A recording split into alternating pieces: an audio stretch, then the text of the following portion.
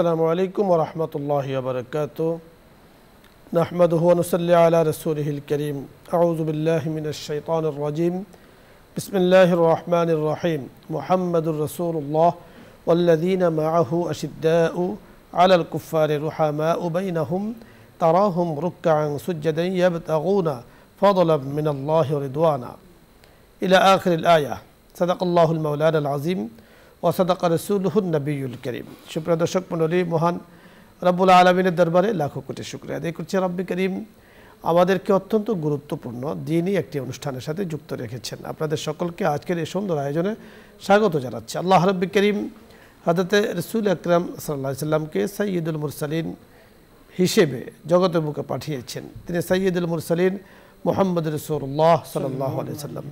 রাসূল আকরাম সাল্লাল্লাহু আলাইহি সাল্লামকে আল্লাহ তাআলা যেমন সাইয়্যিদ বানিয়েছেন, ঠিক ওনার উম্মতদেরকেও আল্লাহ রাব্বুল কারীম অনেক দামি বানিয়েছেন। এবং আগের জামানার নবীরা আল্লাহ রাব্বুল কারীম যে দায়িত্ব দিয়েছেন সে দায়িত্ব যথাযথভাবে পালন করছেন কিনা সাক্ষ্য দেবেন উম্মতে মুহাম্মদ রাসূলুল্লাহ সাল্লাল্লাহু আলাইহি সাল্লাম। এবং আল্লাহ তাআলা সূরাতুল বাকারা আয়াতুল নাযিল করে দিয়েছেন, ওয়া কাযালিকা জাআলনাকুম উম্মাতান ওয়াসাতান লিতাকুনু শুহাদাআ আলান নাস। সুবহানাল্লাহ। আল্লাহ পাক রাসূলের উম্মতদেরকে এত শান দিয়েছেন, মান দিয়েছেন, মর্যাদা দিয়েছেন। আমরা দেখেছি রাসূলের সোহবতে থেকে, সোহবত পেয়ে, সংস্পর্শ পেয়ে হযরতে সাহাবায়ে কেরাম রিদওয়ানুল্লাহি আলাইহিম আজমাইন কত অবদান রেখেছেন ইসলামের মধ্যে, শরীয়তের মধ্যে। তাই আজকে সাহাবায়ে কেরামের অবদান নিয়ে আমরা কথা বলবো। কথা বলার জন্য যিনি আমাদের সাথে আছেন বিশিষ্ট ইসলামী চিন্তাবিদ, শিক্ষাবিদ শেখ প্রফেসর ডক্টর আব্দুল কাদের, অধ্যাপক, ঢাকা বিশ্ববিদ্যালয়। আসসালামু আলাইকুম ওয়া রাহমাতুল্লাহি ওয়া বারাকাতুহু। ওয়া আলাইকুম আসসালাম ওয়া রাহমাতুল্লাহ। মোহতারাম কেমন আছেন? আলহামদুলিল্লাহ, আপনি কেমন আছেন? আলহামদুলিল্লাহ, আল্লাহ তাআলা খুব ভালো রেখেছেন। আপনার কাছে আজকে আমরা শুনবো যে ইসলামে তথা শরীয়তে সাহাবায়ে কেরামের অবদান তো অনেক, অপরিসীম। আলোচনা আমাদের মতো নগণ্য মানুষের আলোচনা করার যোগ্যতাও নেই, আর এই সময় আলোচনা করে শেষও করা যাবে না। কারণ বিশাল সাগর, বিশাল সমুদ্র, এই সমুদ্রের কোন দিক থেকে আমরা আলোচনা করব? যদি কোরআন, জামিয়া কোরআন সংরক্ষণের দিক থেকে আলোচনা করি, সে যোগ্যতা আমাদের নেই। তারপরও কিঞ্চিত এই সাগর থেকে সরিষার দ্বারা পরিমাণে আলোচনা করে আমরা শেষ করতে পারবো না। এত অবদান সাহাবায়ে কেরামের রয়েছে ইসলামের মধ্যে, তারা রেখেছেন আলহামদুলিল্লাহ। তার কারণেই তো কিছুটা আমরা পেয়েছি আজকে। আপনার কাছে আমরা শুনবো যে খুব সংক্ষিপ্তভাবে শিরোনামগুলো, যে ওনারা কী কী অবদান রেখেছেন। ধন্যবাদ বিজ্ঞ উপস্থাপক, চমৎকার বলছিলেন। আসলে বিশ্বনবী মুহাম্মদ রাসূলুল্লাহ সাল্লাল্লাহু আলাইহি ওয়াসাল্লামের নক্ষত্র সদৃশ সেই সাহাবায়ে কেরাম, যাদের কষ্ট, যাদের ত্যাগ, যাদের রক্তের বিনিময়ে আজকে আমরা এই সুন্দর ইসলাম পেয়েছি। ইসলাম জিন্দা হতা হয় কারবালা কে বাদ, এই কথাটা যেমন সত্য, ঠিক তেমনি হযরত রাসূল আকরাম সাল্লাল্লাহু আলাইহি ওয়াসাল্লামের সাহাবীদের যে ত্যাগ ও তিতিক্ষা এই শরীয়তকে প্রতিষ্ঠিত করার জন্য, এটার কোনো অবদান বলে শেষ করা যাবে না। যদি আমরা এভাবে বলি যে রাসূল আকরাম সাল্লাল্লাহু আলাইহি ওয়াসাল্লামকে যারা দেখেছেন এবং তার প্রতি ঈমান এনেছেন তারাই কিন্তু সাহাবী, অন্যরা কিন্তু সাহাবী নয়। যেমন উবাই বিন কাব ছিলেন, আব্দুল্লাহ বিন উবাই, এরপর ছিলেন আবু জাহেল, ছিলেন আবুল হাব, ছিলেন এরপরে ছিলেন বড় বড় যে সমস্ত কাফের মুশরিকা ছিলেন, তারা কিন্তু নবীজিকে দেখেছেন, নবীজির কণ্ঠের তেলাওয়াত শুনেছেন, কিন্তু ইসলাম গ্রহণ করতে পারেন নাই বলে তারা সাহাবীর মর্যাদা লাভ করতে পারেন নাই। এই জন্য তাদের মর্যাদা সম্পর্কে রাসূল আকরাম সাল্লাল্লাহু আলাইহি ওয়াসাল্লাম বলছেন, আসহাবী কান নুজুম বিআইয়িহিম ইক্তাদাইতুম ইহতাদাইতুম। এমনটি তাদেরকে মর্যাদাই দিয়েছেন যে নবীজি বলছেন যে আমার প্রত্যেকটা সাহাবী তারকা সদৃশ, যে কোনো একটা তারকাকে ফলো করলে যেমনিভাবে সঠিক পথ পাওয়া যাবে, ঠিক তেমনি যে কোনো একজন সাহাবীকেও যদি কী করা হয়, অনুসরণ করা হয়, তাহলে সঠিক পথ খুঁজে পাওয়া যাবে। এখন শরীয়তে কি কি অবদান তারা রেখেছেন চিন্তা করতে পারবেন না। আজকে যে কোরআনুল কারীম আমরা দেখছি, এই কোরআনুল কারীম যারা সংরক্ষণ করেছেন তারা কিন্তু সাহাবায়ে কেরাম। রাসূল আকরাম সাল্লাল্লাহু আলাইহি ওয়াসাল্লামের নির্দেশ মোতাবেক তারা কোরআনকে সংরক্ষণ করেছেন দুইভাবে, একটা হলো হেফাজতান আর কিতাবাতান। হেফজ হলো যে তারা বক্ষে ধারণ করেছে, এবং কিতাবাতান লিপিবদ্ধ করে রেখেছে। এই দুটো পর্যায়েই কিন্তু এই কোরআনকে সংরক্ষণ করা হয়। রাসূল আকরাম সাল্লাল্লাহু আলাইহি ওয়াসাল্লাম যায়েদ বিন সাবিত রাদিয়াল্লাহু তাআলা আনহু সহ বিশিষ্ট সাহাবীদের নিয়ে বিশেষ একটা দল, 40 জনের একটা দলকে তিনি কাতেব ওহী নিযুক্ত করেছেন, এবং তারা এই কোরআন লিখে রেখেছেন। আজকে যে কোরআন আমরা পাচ্ছি, সেই মাসহাফে ওসমানী হযরত ওসমান রাদিয়াল্লাহু তাআলা আনহুর অবদান, যদিও শুরু করেছেন হযরত আবু বকর সিদ্দিক রাদিয়াল্লাহু তাআলা আনহু। এই দিকে যেমন তাদের অবদান, ঠিক তেমনি হাদিসের ক্ষেত্রেও তাদের অবদান আছে। কারণ রাসূল আকরাম সাল্লাল্লাহু আলাইহি ওয়াসাল্লামের প্রত্যেকটি কথাই তারা যখন যা তিনি বলেছেন তাই তারা সংরক্ষণ করে রেখেছেন। একদিকে পুরুষ, অন্যদিকে নারী। আমরা যদি হযরত আবু হুরায়রার কথা বলি, তিনি যেরকম অবদান রেখেছেন, ঠিক তেমনি হযরত আয়েশা সিদ্দিকা রাদিয়াল্লাহু তাআলা আনহা, হাফসা রাদিয়াল্লাহু তাআলা আনহা, এরাও কিন্তু অনেক অবদান রেখেছেন। তার মানে আজকে আমরা যে সিয়াসিত্তার কিতাবগুলো দেখছি, সেই 6টি বিখ্যাত হাদিস গ্রন্থ, এই সকল কিন্তু সাহাবীদের ফসল, এবং তারাই কিন্তু এগুলো সংরক্ষণ করে রাখার কারণে আজকে শরীয়ত এত চমৎকারভাবে আমাদের কাছে উপস্থাপিত হয়েছে। যদি তারা এই কন্ট্রিবিউশন না করতেন, তাহলে আমরা মনে হয় এই সুন্দর সুন্দর হাদিসগুলো, রাসূল আকরাম সাল্লামের জীবনের ইতিহাসগুলো আমরা খুঁজে পেতাম না। তাদের উপর যখন কষ্ট দুঃখ এসেছিল, তখন আবিসিনিয়াতে হযরত ওসমান রাদিয়াল্লাহু তাআলা তার স্ত্রী রোকাইয়া সহ 15 জন একটা দলকে প্রথম আবিসিনিয়াতে প্রথম হিজরত করেন, এবং 622 খ্রিস্টাব্দে কিন্তু রাসূল আকরাম সাল্লাল্লাহু আলাইহি ওয়াসাল্লামের পথ ধরে নিজেদের সহায় সম্বল, বাড়িঘর, আত্মীয় স্বজন, পরিবার পরিজন, বিত্ত বৈভব সকল কিছু মক্কাতে ফেলে তারা মদিনায় হিজরত করে চলে যান। এটাও বিশাল একটা কন্ট্রিবিউশন। এবং সেখানে যাওয়ার পর রাসূল আকরাম সাল্লাল্লাহু আলাইহি ওয়াসাল্লাম মদিনার মুহাজির এবং মদিনার আনসার এবং মক্কার মুহাজিরদের নিয়ে একটা ভাতৃসঙ্গ তৈরি করে, ভ্রাতৃত্বের বন্ধন আবদ্ধ করে দিয়ে সেখানেও কিন্তু তাদের সাথে ইসলামের এক মৌলিক কাজের মধ্যে আল্লাহ বিশাল অবদান রাখার সুযোগ করে দেন। শুধু তাই নয়, এই যে প্রত্যেকটা যুদ্ধে আপনি দেখুন যে কাফের মুশরিকরা যেমনিভাবে হামলে পড়েছিল রাসূল আকরাম সাল্লাল্লাহু আলাইহি ওয়াসাল্লাম এবং সাহাবীদের উপরে, সেখানে রাসূল শুধু নির্দেশ দিয়েছেন আর তারা যুদ্ধে ঝাঁপিয়ে পড়তে। তার মানে একটা যুদ্ধে যাওয়া মানে জীবনটাকে বিপন্ন করে ওই জীবনটাকে কোরবান করে দেওয়া, সেটাও কিন্তু রাসূল আকরাম সাল্লাল্লাহু আলাইহি ওয়াসাল্লামের নির্দেশে তারা দিয়েছেন। এরকম অসংখ্য সাহাবী বিভিন্ন, আপনি চমৎকার বলছিলেন। দর্শক মণ্ডলী, হযরত সাহাবায়ে কেরামের অবদান কোনটিকে আমরা আলোচনা করব? যেটিকে আলোচনা করি আমরা তাকিয়ে দেখি বিশাল সমুদ্র। সাহাবায়ে কেরাম ইসলাম গ্রহণের যে ইতিহাস, সে ইতিহাস বর্তমান জামানায় বিরল।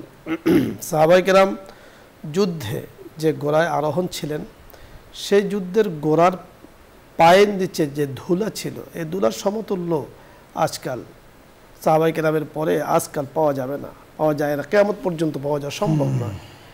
তাদের সেই ঘোড়া দামি ছিল, ঘোড়া যে জায়গায় চলেছিল সেটাও দামি ছিল। সাহাবায়ে কেরামের অবদান কোরআন সংরক্ষণের ক্ষেত্রে, সাহাবায়ে কেরামের অবদান হাদিস সংরক্ষণের ক্ষেত্রে, সাহাবায়ে কেরামের অবদান দান ও সৎকার ক্ষেত্রে, সাহাবায়ে কেরামের অবদান জিহাদের ক্ষেত্রে, সাহাবায়ে কেরামের অবদান জীবন উৎসর্গ করার ক্ষেত্রে করেছেন। হযরত খুবাইব রাদিয়াল্লাহু তাআলা আনহু, উত্তপ্ত বালুতে তাদেরকে ফেলে রাখা হয়েছিল, প্রচণ্ড গরম তেলে তাদেরকে একেবারে মাছের মতো এভাবে ভাজা হয়েছিল, কিন্তু তাদের জবান দিয়ে তখনও বের হয়েছিল আহাদ আহাদ, আল্লাহু আকবার, আল্লাহু আজাল, আল্লাহু আযম। সেই অবদানের কারণেই সারা বিশ্বে আজও ইসলামের পতাকা উড্ডীন আছে, ইনশাআল্লাহ থাকবে। আল্লাহ পাক যুগে যুগে ইসলামকে বিজয়ী করেছেন, ইসলামকে বিজয়ী করবে।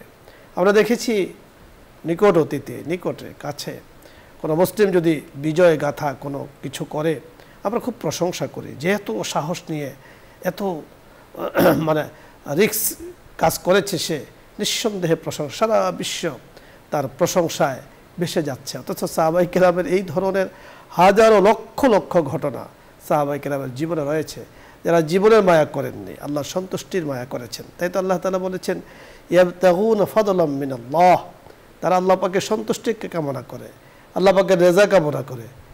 সাহাবায়ে কেরামের কি প্রয়োজন ছিল এত কিছু করার? আল্লাহর সন্তুষ্টির প্রয়োজন ছিল, কারণ এই দুনিয়াতে থাকা যাবে না, চলে যেতে হবে পরকালে। তো পরকালে অনাবিল শান্তির জায়গায় যেতে হলে কিছু মেহনত করতে হবে। এরা বুঝতে পেরেছেন সাহাবায়ে কেরাম নবীজির সংস্পর্শে সহবতে থেকে। আল্লাহ রাব্বুল কারীম আমাদেরকে বুঝার তৌফিক দান করুন। সাহাবায়ে কেরামের সেই রক্ত মাখা ইসলামকে যেন আমরা যথাযথভাবে ধরে রাখতে পারি, আমল করতে পারি, নিজেদের সামাজিক রাষ্ট্রীয় জীবনে বাস্তবায়ন করতে পারি। আল্লাহ পাক সেই তৌফিক দান করুন। আলোচ্য বিষয় নিয়ে আপনাদের যদি কোনো কিছু জানার থাকে, বোঝার থাকে, অথবা কোনো মাস্তামাসার জানার প্রয়োজন হয়, আপনি প্রশ্ন করুন, আমরা চেষ্টা করব কথা বলার জন্য। আসসালামু আলাইকুম ওয়া রাহমাতুল্লাহ।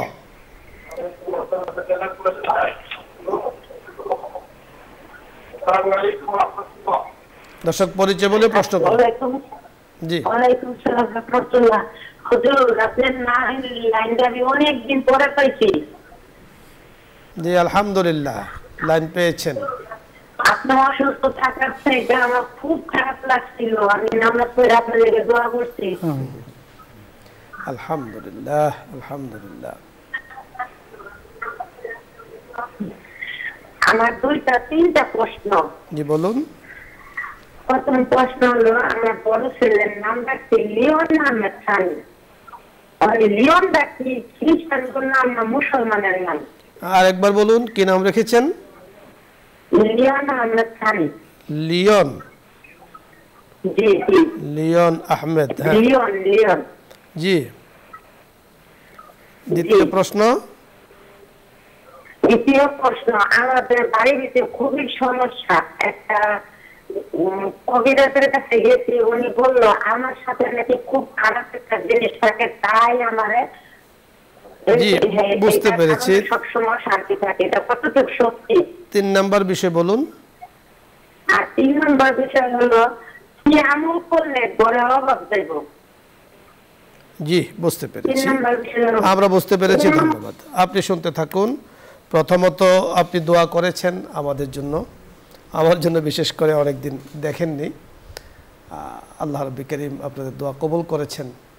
নিঃসন্দেহে আল্লাহ পাক মুসলমানদের নীরবে নির্জনে বসে যে দোয়া আল্লাহ তাআলার কাছে করা হয়, চোখের পানি ফেলে দেওয়া হয়, আল্লাহ পাক সেটাকে সরাসরি কবুল করে নেন।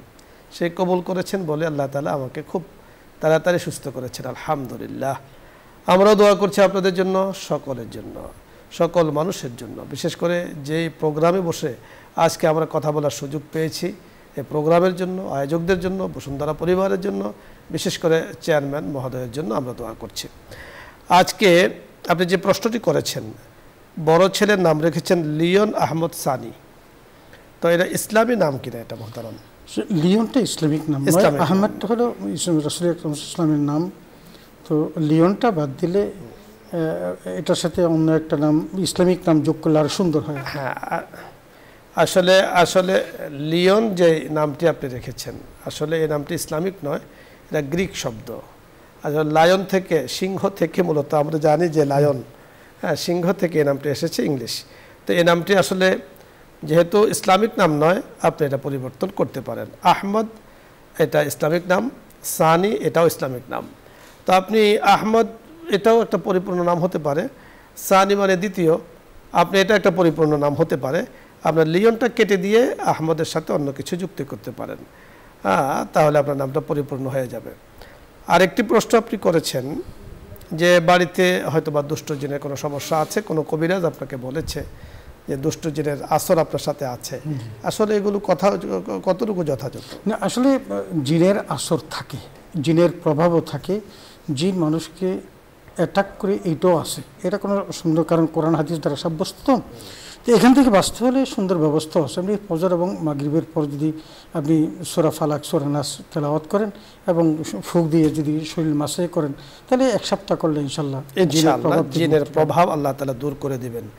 আরেকটি বিষয় আমরা বলে রাখি, সেটা হলো যে অনেক সময় অনেক কবিরাজও আছে যে জানে না কিছু, প্রকাশ করে অনেক কিছু, জানে না কিছু, বোঝায় অনেক কিছু। এই ধরনের এই পন্থায় ধোকারও রাস্তা আছে। এজন্য ধোকাতে না পড়ে আমাদের মোহতারাম খুব সংক্ষিপ্তভাবে কোরআনের যে পদ্ধতি বলে দিয়েছেন, কুল আউযু বিরাব্বিল ফালাক, কুল আউযু বিরাব্বিন নাস, প্রতিদিন সকালে এবং সন্ধ্যায় আপনি 3 বার করে পড়ে পুরো শরীরকে ঝেড়ে দিবেন। আল্লাহ চাহে তো 1 সপ্তাহ আমল করলে দুষ্ট জিনের প্রভাব চলে যাবে। এরপরেও যদি আপনার সন্দেহ থেকে থাকে, তাহলে সহি পদ্ধতিতে, সহি লাইনে মুদাব্বির, যারা তাদবির করে, মুদাব্বির কোরআন ও সুন্নাহকে সামনে রেখে এবং আমল করে তাদের সাথে আপনি যোগাযোগ করতে পারেন। কোনো ধরনের বন্ড বা কোনো ধরনের যারা এই ধরনের মানে অযৌক্তিক বিষয় নিয়ে এই ধরনের তদবির করে থাকে, এদের থেকে দূরে থাকতে হবে। কারণ অনেক সময় ঈমান হারার একটা সম্ভাবনা কিন্তু থাকে। কি আমল করলে ঘরের থেকে অভাব দূর হবে? আরেকটি বিষয় জানতে চাই। আসলে দোয়া আছে, আপনি আল্লাহুম্মা কফিনি বিহালালিকা আন হারামিকা ওয়া আগনিনি বিফadlika আম্মান সিওয়াক, এই দোয়াটা বেশি পড়তে পারেন। আর আরেকটা বেশি পড়তে পারেন, আল্লাহুম্মা ইন্নী আউযু বিকা মিনাল হাম্মি ওয়াল হুজনি ওয়া আউযু বিকা মিনাল আজজি ওয়াল কাসলি ওয়া আউযু বিকা মিনাল জুবনি ওয়াল বুখলি ওয়া আউযু বিকা মিন গালাবাতিদ দাইনি ওয়া কাহরির রিজাল। এগুলো পড়লে আপনার অভাব দূর হবে। আশা করছি আল্লাহ পাক অভাব দূর করে দিবেন। আপনি প্রতিদিন মাগরিবের পরে সূরাতুল ওয়াকিয়া তেলাওয়াত করুন। সূরাতুল ওয়াকিয়া সম্পর্কে বুজুর্গানে দিন বলেছেন, যেই ঘরে ওয়াকিয়ার তেলাওয়াত আছে ওই ঘরে অভাব থাকে না, আল্লাহ পাক রাহমত দিয়ে রিজিক দিয়ে ভরপুর করে রাখেন। তো আমাদের শায়েখে যে দোয়াগুলো বলেছেন, দোয়াগুলোর সাথে কোরআন তেলাওয়াতটাও আপনি চালিয়ে যান। সূরাতুল ওয়াকিয়া 27 নম্বর পারার সূরাতুর রহমানের পরে আপনি এই সূরাটি তেলাওয়াত করুন। পরবর্তী দর্শক জি, আসসালামু আলাইকুম রহমতুল্লাহ।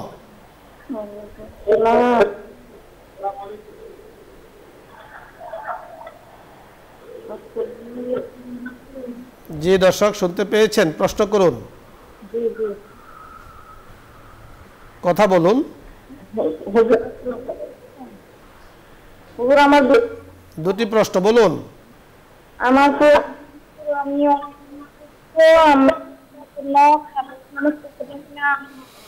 বোঝা যাচ্ছে না আপনার কথাগুলো, আপনি আরেকবার চেষ্টা করুন। পরের দর্শক জি, আসসালামু আলাইকুম।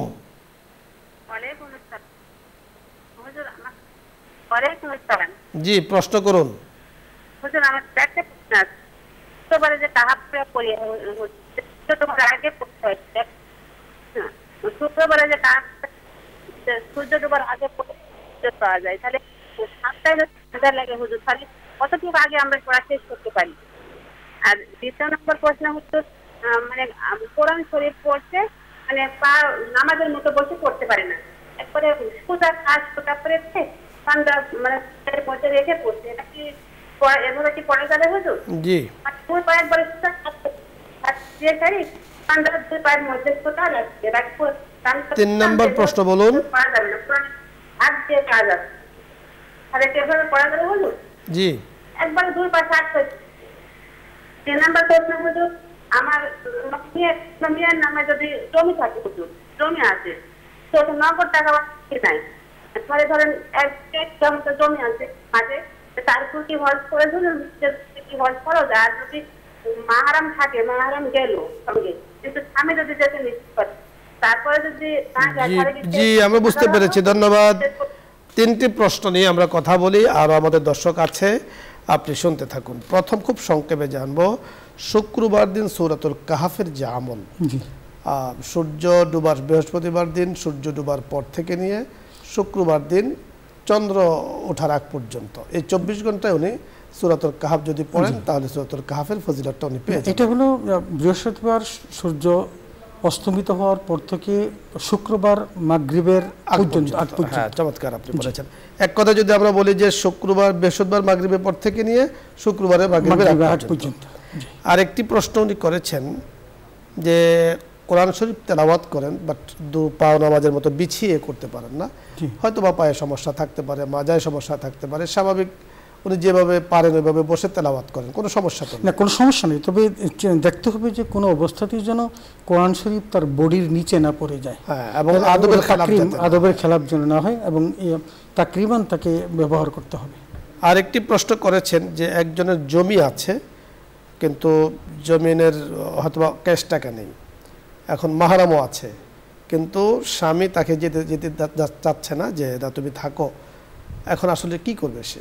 না, যদি তার মাহারামের ব্যবস্থা থাকে স্বামী যেতে হবে, কিন্তু স্বামীর অনুমতি নিয়ে, স্বামীর অনুমতি ছাড়া যেতে পারবে না। আপনি চমৎকার বলেছেন। দর্শক মণ্ডলী, প্রশ্নগুলো একেবারে বড় বড় প্রশ্ন, আমরা খুব সংক্ষিপ্তভাবে কথা বলার চেষ্টা করেছি, কারণ আমি যদি জমি থাকে আর জমির কারণে তার উপরে হজ ফরজ হয়, মাহারাম থাকা এটাও কিন্তু হজ ফরজ মহিলার জন্য আরেকটা অংশ। তো সেই ক্ষেত্রে যখন হজ ফরজ হয়েছে আর স্বামীও মুসলিম, তাকে বুঝিয়ে তাকে নিয়ে যেতে পারলে সবচেয়ে ভালো, আর না হয় ওনার অনুমতি নিয়ে যেতে হবে, কারণ স্বামীর অনুমতি অত্যন্ত জরুরি একটি বিষয়। মোহতারাম, ধন্যবাদ আপনাকে। দর্শক মণ্ডলী, আপনাদের সকলকে আজকের সুন্দর আয়োজনে আপনারা শরীক হয়েছেন। আল্লাহ রাব্বুল কারীমের তৌফিকে আল্লাহ তাআলা শুকরিয়া আদায় করছি। বান্দা যখন আল্লাহ পাকে শুকরিয়া আদায় করে তো আল্লাহ পাক ওই নেয়ামতকে অনেক বাড়িয়ে দেন। আমরা তো চাই যে আল্লাহ তাআলা আমাদেরকে নেয়ামত বাড়িয়ে দিতে, আল্লাহ তাআলার নেয়ামত নিয়ে চলছি আমরা। আল্লাহ পাকের নেয়ামত ছাড়া কোনো মানুষ, কোনো মাখলুক, কোনো সৃষ্টিজীব চলতে পারে না, চলতে পারবে না, কখনো না। যিনি স্বীকার করবেন তিনি আরও বেশি নেয়ামত প্রাপ্ত হবেন। আল্লাহ রাব্বুল কারীম আমাদেরকে তৌফিক দান করুন বুঝার। আজকে আর না, ইনশাআল্লাহ আগামী দিন বিকেল 3:30 চোখ রাখবেন নিউজ 24 পর্দায়। এই আশাবাদ ব্যক্ত করে আজকের মতো বিদায় নিচ্ছি। আসসালামু আলাইকুম ওয়া রাহমাতুল্লাহি ওয়া বারাকাতুহু। দোয়া হবে, দরুদ ইস্তেগফার পাঠ করি। আল্লাহুম্মা সাল্লি আলা সাইয়্যিদিনা ওয়া নাবিয়্যিনা ওয়া শাফি'িনা ওয়া হাবিবিনা ওয়া মাওলানা মুহাম্মদ সাল্লাল্লাহু আলাইহি ওয়া আলা আলিহি ওয়া আসহাবিহি ওয়া বারাকা ওয়া সাল্লাম। আস্তাগফিরুল্লাহ রাব্বি মিন কুল্লি যামবিন ওয়া আতুবু ইলাইহি লা হাওলা ওয়া লা কুওয়াতা ইল্লা বিল্লাহিল আলিয়্যিল আযীম। اللهم آمين. ربنا ظلمنا أنفسنا وإن لم تغفر لنا وترحمنا لنكونن من الخاسرين. ربنا أفرغ علينا صبرا وثبت أقدامنا وانصرنا على القوم الكافرين. رب ارحمهما كما ربياني صغيرا. রব্বুল আলামিন শরীয়তে সাহাবায়ে কেরামের যে অবদান রয়েছে সে নিয়ে কোরআন ও হাদিসের আলোকে আলোচনা করলাম। রব্বুল আলামিন আলোচনার সকল ভুল ত্রুটি ক্ষমা করে দিয়ে বাকি সওয়াবটুকু তোমার হাবিবের রওজা মুবারকে পৌঁছাইয়া দাও। तमाम अंबिया कराम सिद्दीकीन शुहदा सालिहीन तमाम सहाबाए कराम ताबीन ताबे ताबीन उलमा मुतक़द्दिमीन मुताखिरीन के रूह के पहुँचाया दाओ। रब्बुल आलमीन मशरिक़ से मगरिब शिमाल से जुनूब तक अल्लाह तुम्हार যত প্রিয় বান্দা বান্দি পীর ওলি গাউস কুতুব বিদায় নিয়েছে তামামের রূহে মুবারকে সবগুলো পৌঁছাইয়া দাও। রব্বুল আলামিন যারা হাত তুলেছি আমাদের সাথে দেশ বিদেশ থেকে যারা হাত তুলেছেন প্রত্যেকের মা বাবা ভাই বোন আত্মীয় স্বজনের রূহে মুবারকে সবগুলো পৌঁছাইয়া দাও। রব্বুল আলামিন খুসুসান বসুন্ধরা গ্রুপের সম্মানিত চেয়ারম্যান মহোদয়ের আত্মীয় স্বজন বাবা মা দাদা দাদি যারা কবরে শায়িত তামামের রূহে মুবারকে সবগুলো পৌঁছাইয়া দাও। রব্বুল আলামিন হাদিয়াগুলোর বরকতে কিয়ামত পর্যন্ত তাদের কবর আযাব মাফ করে দাও। রব্বুল আলামিন তাদের কবরগুলোকে রওজাতুম মিন রিয়াজিল জান্নাত বানাইয়া দাও। কবরে রেখে জান্নাতের সকল নিয়ামত তাদের নসিব করে দাও। আল্লাহ কবর হাসর মিজান ফুলসিরাত পার করে সকলকে জান্নাতুল ফিরদাউসে পৌঁছাইয়া দাও। রব্বুল আলামিন অনুষ্ঠানের পৃষ্ঠপোষক আল্লাহ যারা এই অনুষ্ঠান আয়োজন করেছে আল্লাহ তাদেরকে ব্যবসায়ী তারাক্কি দান করো। আল্লাহ হায়াতে বারাকা দান করো। বিপদ আপদ থেকে বালা মুসিবত থেকে হেফাজত করো। আল্লাহ মেহেরবানি করে আমাদের প্রত্যেকের জীবনের গুনাহগুলো মাফ করে দাও। আমাদের প্রত্যেককে মেহেরবানি করে আমাদের অন্তরের নেক মাকসাদগুলো পূরণ করে দাও। আমাদের যাবতীয় অভাব দূর করে দাও। আমাদের সন্তানগুলোকে নেক সন্তান হিসাবে কবুল করে নাও। আল্লাহ যারা অসুস্থ সকলকে তুমি শেফায়ে কামেলা দান করে দাও। রব্বুল আলামিন আমাদেরকে সরল সঠিক পথে চলার তৌফিক দাও। আল্লাহ যে সকল সাহাবায়ে কেরাম আল্লাহ তার আমার নবীকে দেখে জীবদ্দশায় পৃথিবী থেকে বিদায় নিয়েছে আল্লাহ তাদের যে মর্তবা মেহেরবানি করে আমাদেরকেও তাদের সেই মর্তবার সাথে শামিল করে দাও। রব্বুল আলামিন আমাদেরকে কোরআন ও সুন্নাহ মোতাবেক জীবন গঠন করার তৌফিক দিয়া দাও। সুবহান রাব্বিকা রাব্বিল ইজ্জাতি আম্মা ইয়াসিফুন ওয়া সালামুন আলাল মুরসালিন ওয়ালহামদুলিল্লাহি রাব্বিল আলামিন।